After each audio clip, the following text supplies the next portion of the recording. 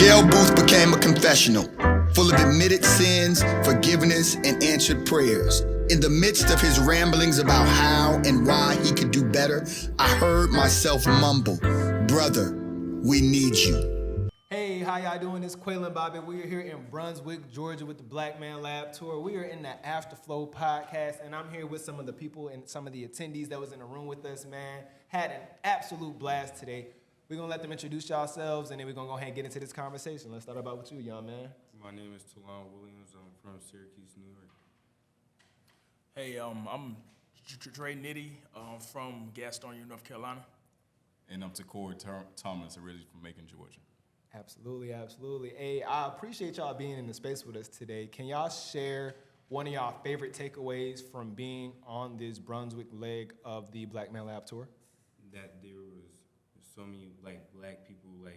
It's a positive environment for me as a young black person to learn and stuff from adult black people. So. And how old are you? I am 15. Cool. Drae? Yeah. What I learned about this meeting today was about Project 2025, and what's really really coming up towards us right now. It's really intimidating, but you gotta really be on your P's and Q's. Sure. I think I enjoy it most, again, to share perspectives of the different brothers in there. But most importantly, that, as black men, we see no problem in just showing up and showing love for one another. You know what I'm saying? I say it all the time, just drop it at the door. Yeah. Titles, organization, class, background, just come in there and show our brothers some love and move openly, to be able to receive. So I love it when older brothers can say, I'm here to speak it to the youth, but voice, outputtingly that I'm also here to learn as much as possible and give the youth a platform to speak it to them as well, so that they can go back in and engage their son. There was a brother here tonight who said, I brought him here specifically because I can't seem to get to him. Yeah. But I know if I brought him here that somebody else could. And I know that, the brothers head out through some great things, so I really appreciate when fathers do bring their sons into space so you get different perspectives. Yeah, absolutely. And I know Marty had talked about how that's actually how the Black Man Lab started, is because a couple of fathers, they all have their sons, they're about to leave and go off to college. They're wondering, have I imparted everything? Have you heard everything I said? Uncle so-and-so said the exact same thing, and it made so much sense. Let me bring y'all together. We can all talk and chop it up, and it's just been able to grow from there. The sons would bring their friends. The fathers would bring their friends, come and be subject matter experts, and we've just seen it grow from there, and now we've grown to other states, and I'm really excited to see that. My favorite takeaway was the diversity in the room. We had older brothers, we had the younger brothers, fathers, sons, veterans, just so many different black men coming together and unifying in that room and showing each other love, like you said, listening and learning. It was a blessing for me to see, man. So I appreciated that the most. For sure, brother. And again, I guess my question for the panel of the young brothers, while we're having ourselves, is what advice would you give to your younger self with the type of political education you may have now? What advice would you give to your younger self or even a young brother out there, about spaces like this and intentionality we have about building them, amongst ourselves, even at the ages that we're at? So, Drae, I'll start with you. What advice do you have? Advice to my younger self, I would say that you're not alone. Even though you may think that you alone, but you got brothers, and knowing that Dr. King walked these streets for us to mingle amongst each other and network with each other. He didn't walk the streets, the highways and byways for nothing. And not only that, just knowing that I would tell my younger self to vote, get into politics, learn about the amendments that's written down, because I thought it was my First Amendment. I ain't know it's 13 or more than that. So, yes, that's what I would tell my younger self.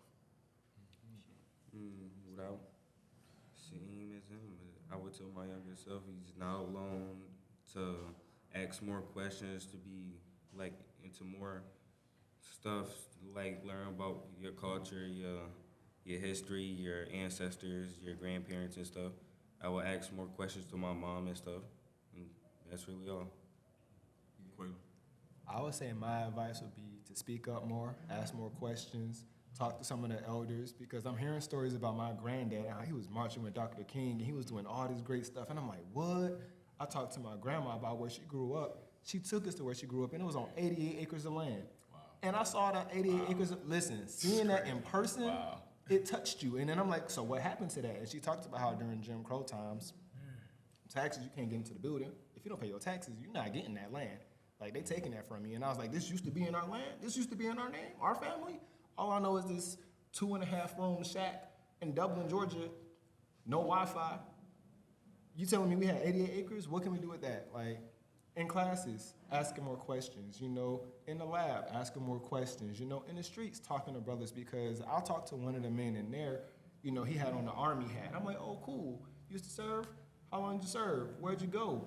Oh, you met your wife there? And we had a 20-minute conversation just talking about the stories. He knew the day they met. He knew all the experiences from the moment that, you know, he went to go see their family for the first time, and just the stories that he was able to share, even with the songs that the DJs were playing, because he remembered when them things was coming out. And so just being able to talk and open up a little bit more, and put yourself out there, bro, because people are watching whether you know it or not. Yeah.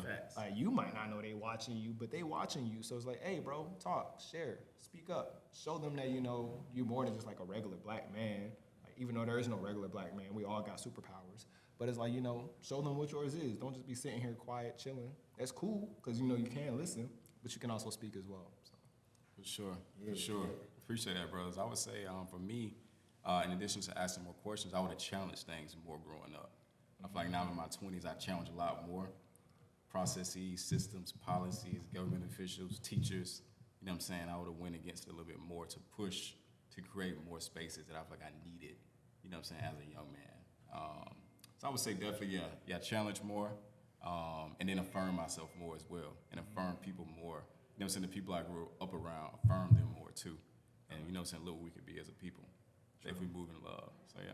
I like that. So I know one of the things that we do in the lab that we're really intentional about is making sure that we're starting a certain way, we're ending a certain way, and that touches a little bit more on just like habits, rituals, and routines that we have.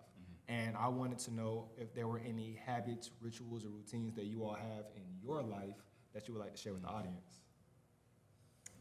Man,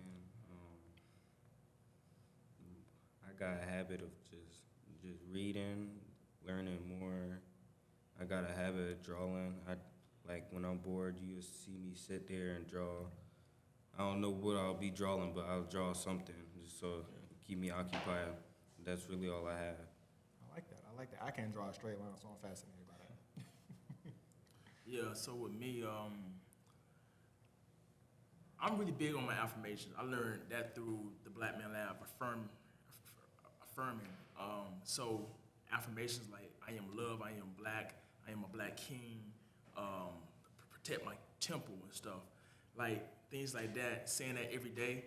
But I thought I could only just say it, you just one day, you know, like one time a day, but actually, like, sometimes I go through the days and say it over and over again just to make myself feel affirmed, you know? And also I make music. Music is also a part of my legacy that I want to leave, not just for myself, but for young brothers like this young brother right here. You know, just knowing that if you find yourself in a situation where you might want to go to the streets to grab a gun or whatnot, it's a different outlet. You can read a dictionary, learn more about words and stuff like that. So yes, that's what I've been doing, reading the dictionary and learning about words and stuff. For sure, that's powerful. I like that. Qualon, I would say a new discipline I picked up, and I don't know who put this out into the universe, but if you can do it in less than 2 minutes, go ahead and get it done. You know, I've heard that. And it's probably been shared out there amongst, but that even comes to calling somebody you want to check on and say, yo, you know what I'm saying, what's going on in your world? You know what I'm saying, you're good. Anything that can be done, I've just been trying to, like, if it can be done in that time frame, just go ahead and knock it out. I would say something as well as like deep breaths, morning type of meditation, you know what I'm saying, affirmations type of thing. And then I guess a discipline would just be the honor stuff that I feel like I've outgrown, you know what I'm saying, as a young man. Like, if I'm not into that no more, be disciplined with saying, like, I'm cool on that. You know what I'm saying? Like, in certain songs, I'm cool on it. You know what I'm saying? Certain ideas, I'm cool on it. You know what I'm saying? Like, it's not, I'm not going to allow it into my space anymore. So just being disciplined about that, just moving confidently, you know what I'm saying? That's who I am, so. I like that, I like that. I know one of the things that I recently added was that I reach out to one loved one every day, and at least one, and kind of to how you say, like, you know, if it takes less than 2 minutes, go ahead and do that. But sometimes I'm like, okay, cool, it's gonna take less than 2 minutes. I hop on, next thing you know, 40 minutes later, I done had the best conversation with one of my cousins that I hadn't talked to in a minute, or I just had the greatest conversation with an old childhood friend. I just had like a phenomenal conversation with my grandma. So that's just one of the things that I would do. And then, yeah, those deep breaths and those affirmations, I definitely say those affirmations. And I also started doing them more than once. I'm like, you know, I'm strong, I'm black, I'm incredible, I'm a light, I'm a winner, I attract winners, I'm a great leader, I'm a great brother, I'm a great friend, I'm a great communicator, and there's so many more. So I get really excited when I say they get me hyped, man. Yes, They sir. get me hyped. Yes, So, sir. yeah. Now, unfortunately, man, we wrapping up this podcast episode, and I really enjoyed being here with you, brothers, man. So I say we close it the same way we closed in the lab right there. Let's go ahead and link up. Boom. Boom. Absolutely. And repeat after me. I'm a link in this chain. I'm a link in this chain, And it won't break here. and it won't break here. Ashe. Ashe. Yes, sir. Yes, sir. The jail booth became a confessional, full of admitted sins, forgiveness, and answered prayers. In the midst of his ramblings about how and why he could do better, I heard myself mumble, "Brother, we need you."